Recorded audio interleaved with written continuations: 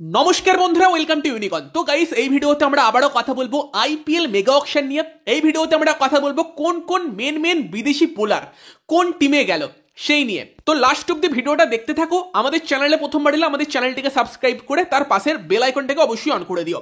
তো প্রথমেই royal Challengers Bangalore, খুব ভালো ডিল, জস হ্যাজেলউডকে তারা ফিরিয়েছে। এটা আমরা আলোচনা করেছিলাম যে হ্যাজেলউডও কিন্তু আরসিবির জন্য একটা ভালো অপশন হতে পারে। চিন্নাস্বামীর পিছে ভালো অপশন হবে হ্যাজেলউড, এবং তার জন্য আরসিবির যাওয়া উচিত, সেটা কিন্তু আরসিবি করেছে। জস হ্যাজেলউডকে আরসিবি ফিরিয়েছে, এটা একটা বড় ডিল। বাকি প্রসিদ্ধ কৃষ্ণ কিন্তু লাস্ট 2 বছর ইনজোর্ড থাকার পরও 9.5 কোটি টাকা কিন্তু তার দাম চলে গিয়েছে, এবং গুজরাট টাইটান্স কিন্তু প্রসিদ্ধ কৃষ্ণকে দলে নিয়েছে। তবে গুজরাট টাইটান্সের ভাবনা চিন্তা কিন্তু একদম ক্লিয়ার। তাদের নরেন্দ্র মোদী স্টেডিয়াম, নতুন বল, প্রথম 5-6 ওভার খুব সুইং করে মোহাম্মদ সামিকে তারা ছেড়েছে, বাট মোহাম্মদ সিরাজ, প্রসিদ্ধ কৃষ্ণ তাদের সুইংটা তারা ইউজ করতে চাইছে। ক্লিয়ার একটা স্ট্র্যাটেজি কিন্তু তাদেরও বোঝা যাচ্ছে। বাকি আভেজ খান, তাকে আবার লখনৌ আর কি ফিরিয়ে নিয়েছে। লখনৌয়ের পিছে আভেজ খানও ভালো অপশন, 9,75,00,000 ফিরিয়েছে। তবে তারপর কলকাতা নাইট রাইডার্স জস হ্যাজেলউডের জন্য বিট করেছিল, বাট লাস্ট অব্দি গিয়ে নিল অ্যান্ড্রিক নরকিয়াকে। এবার অ্যান্ড্রিক নরকিয়া 31 বছর বয়স, ফাস্ট বোলার, জোরে বল করতে পছন্দ করে, ভালো স্পিড আছে, হিট দ্য ডেক টাইপের বোলার। বাট এটা কলকাতার জন্য আদর্শ ডিল হলো কিনা সেই নিয়ে আমার একটু প্রশ্ন থাকছে। তার কারণ হচ্ছে, কলকাতার কি সত্যি ওই টাইপের বোলার দরকার ছিল? এটা কি 2023-এর সেই ফার্গুসনকে 10 কোটি টাকা দিয়ে ট্রেড করে আনার মতো ব্যাপার হয়ে যাবে না তো? কারণ ইডেনের পিচে কিন্তু যত গতি দেবে তত গতিতে বল মাঠের বাইরেও যাবে। সেখানে তুমি ডেথে বল করতে পারবে বা নতুন বল সুইং করাতে পারবে, সেই টাইপের বোলার হয়তো বেশি এফেক্টিভ হতো। মোহাম্মদ সামিকে পেয়ে গেলে সেটা অনেক বেটার ডিল হতো। এবার সেই জায়গাতে দাঁড়িয়ে আমি জানি না যে অ্যান্ড্রিক নরকিয়া কলকাতার জন্য কতটা ভালো ডিল হলো। এমনিতেও কলকাতার কাছে মিডিল ওভারে বল করার জন্য তোমার আন্দ্রা রাসেল আছে, যে হিট দ্য ডেক বোলিং করতে পারে, হর্ষিত রানা আছে, তার সঙ্গে তো তোমার স্পিনাররা আছেই, নারায়ণ ভরুন।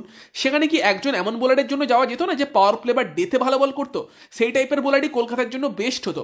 এখন তো আমি ওয়েট করে আছি কলকাতা ব্যাকআপ ফাস্ট বোলার কাকে নেয় তাকে দেখার জন্য। সেখানে মুস্তাফিজুর এলেও আমি খুশি হয়ে যাব, কারণ অ্যান্ড্রিক নরকিয়া আমি জানি না ইডেনে কতটা সফল হতে পারবে। টি20 ওয়ার্ল্ড কাপে খুব ভালো বল করেছিল, বাট ইডেনে কিন্তু রান মেশিন হয়ে যেতে পারে।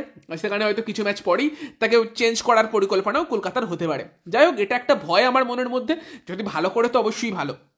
তবে তারপর জোফরা আর্চারকে কিন্তু আবার রাজস্থান রয়্যালস ফিরিয়েছে। জোফরা আর্চারের রাজস্থানেরই খুব ভালো পারফরমেন্স ছিল, এবং 12.5 কোটি টাকায় কিন্তু জোফরা আর্চার রাজস্থানেও ফিরেছে। দেন খালিল আহমেদ 4,80,00,000 টাকায় কিন্তু চলে গিয়েছে চেন্নাইতে। এটা স্টিল ডিল। খালিল আহমেদ খুব ভালো সুইং বোলার, এবং চেন্নাইয়ের জন্য এফেক্টিভ হবে, ভালো ডিল করেছে চেন্নাই, এটা তো আমি বলবোই। বাকি টি নটরাজনও চেন্নাইয়ের জন্য একটা ভালো অপশন হতে পারতো, বাট টি নটরাজনকে তুলে নিয়েছে দিল্লি ক্যাপিটালস। যদিও দিল্লির পিচের জন্য টি নটরাজন খুব ভালো অপশন কিনা জানি না, বাট ভালো প্লেয়ার। এবং স্টার্ট নটরাজন, ডেথে বল করার জন্য ভালো কম্বিনেশন তৈরি হয়ে আছে, মিডিল ওভারের জন্য অক্সর, কুলদীপ আছে, বোলিংটা ভালোই তৈরি হয়েছে দিল্লি ক্যাপিটালসের। তবে ট্রেন্ট বোল্ট, মুম্বাই তাকে ফেরানোর জন্য চেষ্টা করবে। মুম্বাই আবার বোল্ট বুমরা কম্বিনেশনটা আনার চেষ্টা করবে। ওয়াংখেড়ের পিচ, নতুন বল সুইং করবে সেখানে। বোল্টের জন্যই মুম্বাই ওয়েট করছিল, এবং বোল্টকে 12.5 কোটি টাকায় কিন্তু মুম্বাই তুলে নিয়েছে। তো এই 12.5 কোটি অ্যামাউন্টটা কিন্তু খুব ইন্টারেস্টিং। ট্রেন্ট বোল্ট 12.5 কোটি পেয়েছে, মুম্বাইতে গিয়েছে। জোফরা আর্চার 12.5 কোটি পেয়েছে, তার সঙ্গে তোমার জস হ্যাজেলউড 12.5 কোটি পেয়েছে।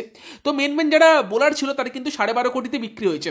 যদিও রাবাদা বা স্টার্ক, যারা কিন্তু তোমার মানে মার্কি সেটে ছিল, সেই বোলারগুলো কিন্তু তার থেকে কম দামে বিক্রি হয়েছে।